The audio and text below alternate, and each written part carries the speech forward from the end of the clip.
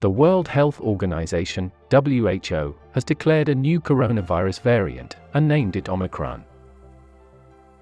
Omicron joins the Delta variant on the current WHO list of variants of concern, the highest alert category for emerging coronavirus variants.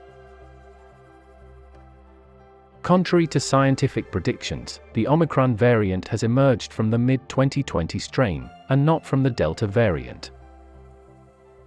What makes the Omicron variant different is the staggering number of mutations it has acquired.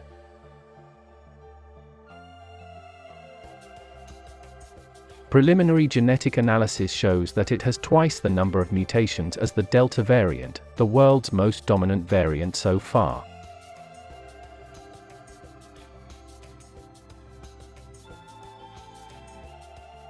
Omicron has a total of about 30 mutations on its spike protein, which is the structure the coronavirus uses to gain entry into the human cells.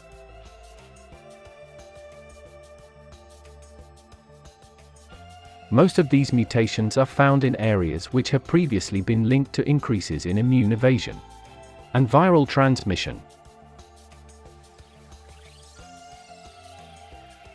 For example, the N501Y mutation appears to increase the ability of the virus to enter cells, which makes it more transmissible. While mutation E484A is associated with helping the virus evade detection by our antibodies. It is important to remember that most of these mutations are actually found on the receptor binding domain of the spike protein.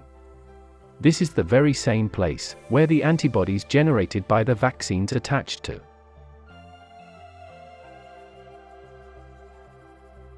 Effectively, the 30 mutations discovered in the Omicron variant will change the shape of the spike protein, making it harder to detect by the immune response, which the vaccines have induced.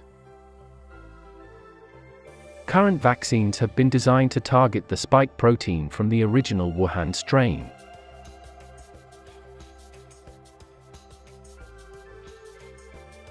Some of the mutations in this new variant may mean that the virus can spread easily, or make the vaccines less effective.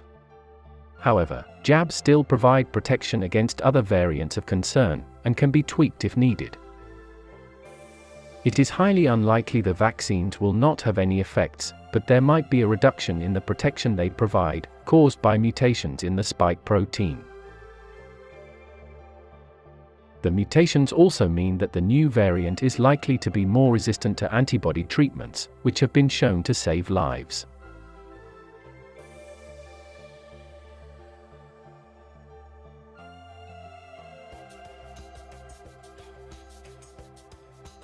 To date, there are no signs that the variant causes more severe disease, although WHO findings have shown that there may be an increased risk of reinfection with Omicron.